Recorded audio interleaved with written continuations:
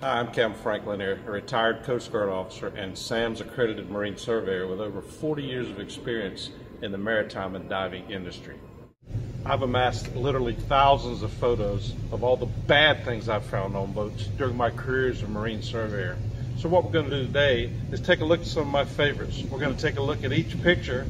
We're going to discuss why they're evil, and we're going to discuss what you need to do to correct them. So hop in, buckle up, keep your arms and legs inside the car at all times as we take a carnival-like ride tour through the cavalcade of owner-induced perversions that I like to call Captain Frank's Sea Chest of Horror. Sea Chest of Horror. So what we see here is the waterline for a mid-sized fishing vessel. If you take a look at where the waterline is, the one thing you'll notice here is that the cockpit scupper drains, which are the two drains shown here, are below the static resting waterline of the hull. Now what that means is that if this boat, if it's in the water, you leave it at the dock or something, or you store it in the water in a slip, the cockpit drains are below the waterline. That means that if you have a heavy rain or water is introduced into the boat, this drains will not drain properly, which could then lead to sinking of the vessel. The reason these cockpit scuppers are below the static waterline of the vessel, they were not originally below the static waterline of the vessel when it was came from the manufacturer. However, now it is, and the reason they are is because the owner upgraded his engine, and when he did so, he put a newer, larger engine with more horsepower, but it was also a lot heavier than the older engine. More weight on the transom or at the stern means that the boat is going to float lower in the water, which means the static waterline is going to be higher. And when it's higher, it goes above the scupper drains, and that's why they're below the waterline. So here we have another example of AC shore power plug and inlet charring. This is a particularly bad case, but it is certainly not unusual. And by that I mean probably a good 10 to 15% of the boats that I survey with AC shore power systems exhibit some form of heat buildup in the form of browning around the pins or the inlet or the shore power plug itself, or charring. What causes this? Well, the boats that typically have it are what I call high amperage boats, boats that have systems on board that draw a lot of amperage. This includes air conditioning systems, water heaters, electric heaters. You know, probably some of the worst offenders with this regard are liveaboards. They liveaboard all year round, and they run air conditioners all in the summer, and they run heaters in the winter, and they use water heaters all the time.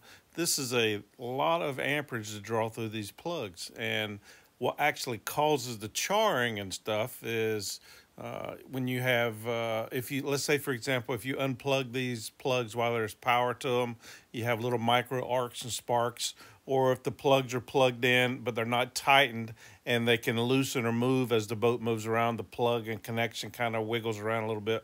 All these little micro arcs and sparks and generate pitting on the pins and plugs, which in turn leads to resistance and heat buildup. This gets worse over time. The more arcing, the more sparking, the more pitting, the more charring, and it kind of snowballs to eventually you get the burning and charring that you see in this photo. This situation right here is probably the #1 cause of AC power related fires on board a vessel. And another thing I'll point out, if you look at that picture, you'll see that the retaining ring is missing from that plug.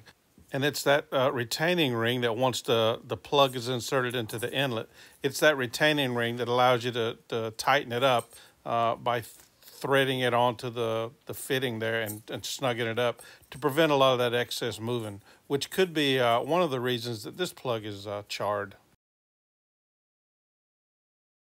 Here is a good example of not having adequate cathodic protection.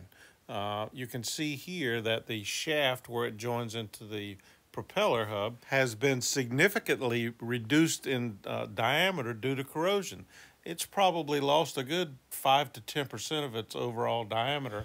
And the cause of this is inadequate cathodic protection in the form of sacrificial anodes. A common name for sacrificial anodes are zincs. However, that is a misleading term because not all sacrificial anodes are zincs. Some of them are made of aluminum or magnesium. And the type of sacrificial anode you'll be using is going to be based on the water. Is it salt water? Is it fresh water? Is it brackish water? This would determine the type of sacrificial anode that you would install. So this picture tells an interesting story. This was a survey on a mid-sized sport fisherman, around 36 foot, and it had a flying bridge helm. And when I arrived to do the survey, what you see in the picture here is brown running juice, trawler juice is what we call it. It's an indication of core deterioration and delamination and rot. Water's gotten into the core and somewhere. Well, when I first arrived, this was not present. And once we took the boat out and did a sea trial and got up on a plane and rode around, I noticed this stuff was pouring out of the flying bridge deck or the coach roof of the main cabin.